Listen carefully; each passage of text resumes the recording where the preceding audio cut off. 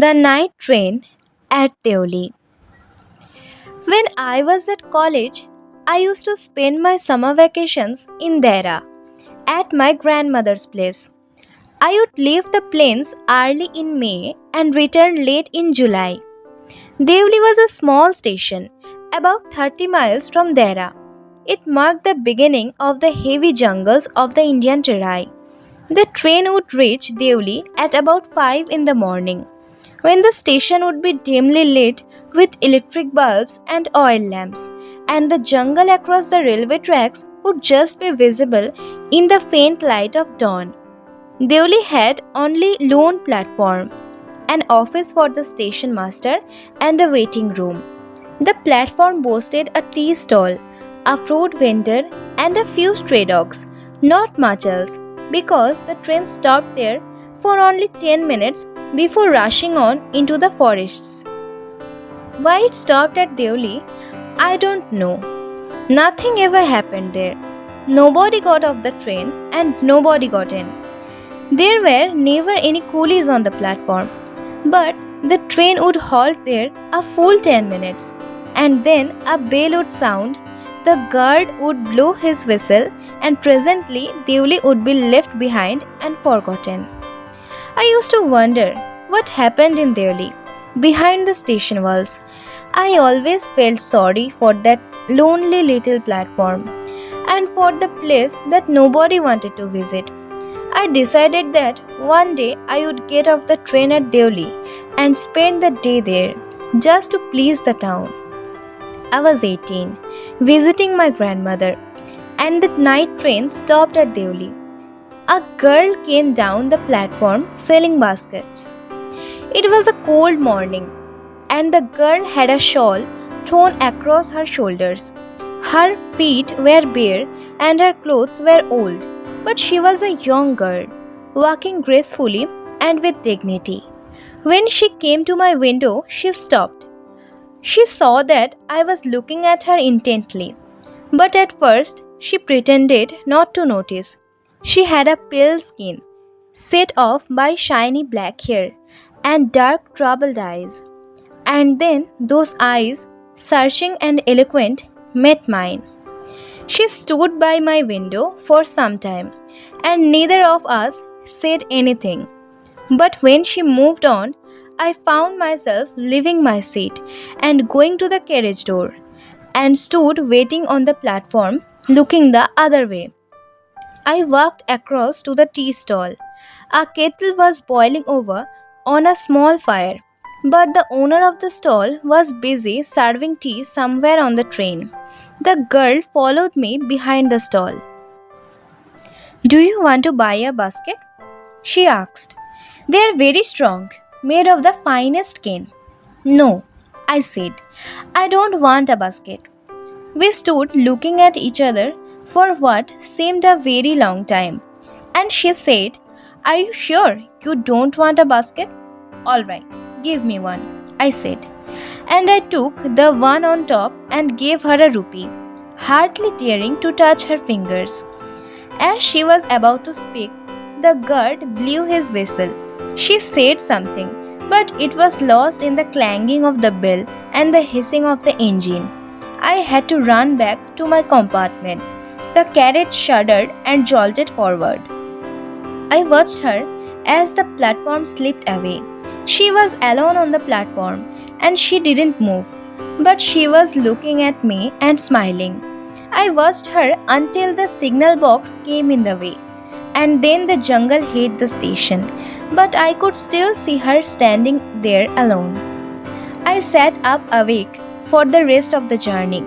I couldn't rid my mind of the picture of the girl's face and her dark, smoldering eyes.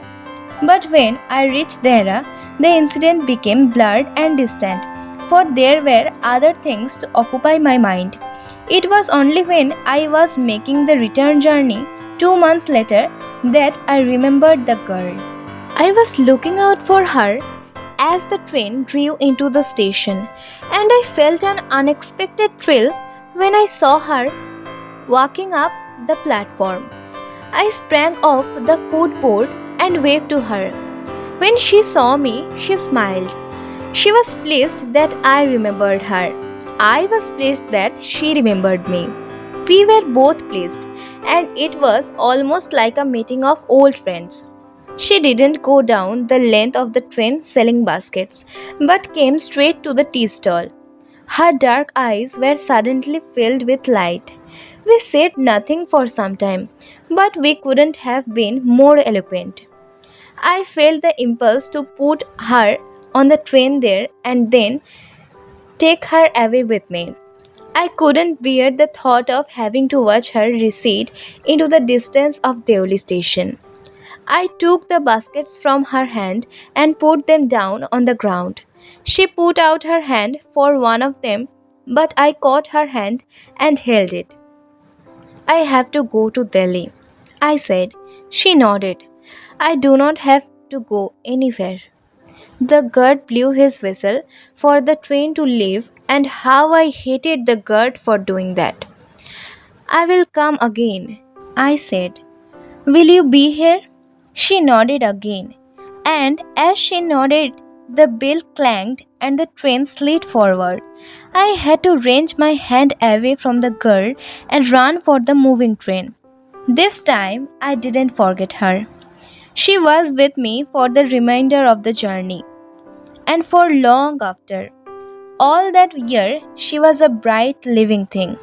And when the college term finished, I packed in haste and left for Dera earlier than usual.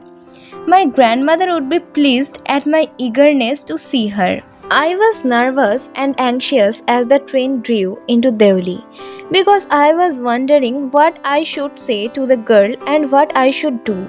I was determined that I wouldn't stand helplessly before her, hardly able to speak or do anything about my feelings.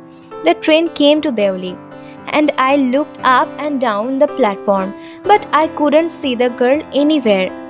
I opened the door and stepped off the footboard.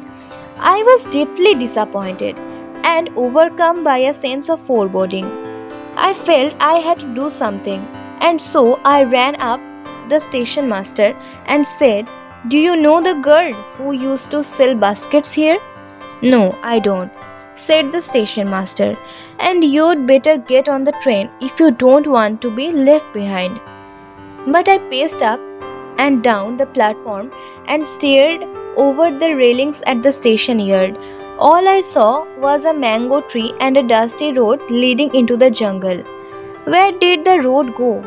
The train was moving out of the station, and I had to run up the platform and jump for the door of my compartment. Then, as the train gathered speed and rushed through the forests, I sat brooding in front of the window. What could I do about finding a girl I had seen only twice, who had hardly spoken to me, and about whom I knew nothing, absolutely nothing, but for whom I felt a tenderness and responsibility that I had never felt before? My grandmother was not pleased with my visit after all, because I didn't stay at her place more than a couple of weeks. I felt restless and ill at ease. So I took the train back to the plains, meaning to ask further questions of the station master at Deoli. But at Deoli, there was a new station master. The previous man had been transferred to another post within the past week. The new man didn't know anything about the girl who sold baskets. I found the owner of the tea stall, a small, shriveled up man wearing greasy clothes, and asked him if he knew anything about the girl with the baskets. Yes, there was such a girl here. I remember quite well, he said. But she has stopped coming now. Why? I asked. What happened to her? How should I know? Said the man. She was nothing to me. And once again, I had to run for the train. As Deoli platform receded, I decided that one day I would have to break journey there, spend a day in the town, make inquiries, and find the girl who had stolen my heart with nothing but a look from her dark, impatient eyes. With this thought, I consoled myself throughout my last term in college. I went to Dera again in the summer, and when, in the early hours of the morning, the night train drew into Deoli station, I looked up and down the platform for signs of the girl, knowing I wouldn't find her, but hoping just the same. Somehow, I couldn't bring myself to break journey at Deoli and spend a day there. If it was all fiction or a film, I reflected, I would have got down and cleaned up the mystery and reached a suitable ending for the whole thing.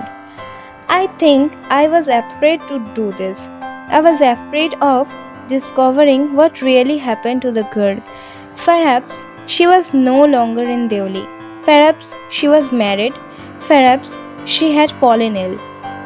In the last few years, I have passed through Deoli many times, and I always look out of the carriage window, half expecting to see the same unchanged face smiling up at me. I wonder what happens in Deoli, behind the station walls, but I will never break my journey there. It may spoil my game. I prefer to keep hoping and dreaming and looking out of the window up and down that lonely platform, waiting for the girl with the baskets. I never break my journey at Deoli, but I pass through as often as I can.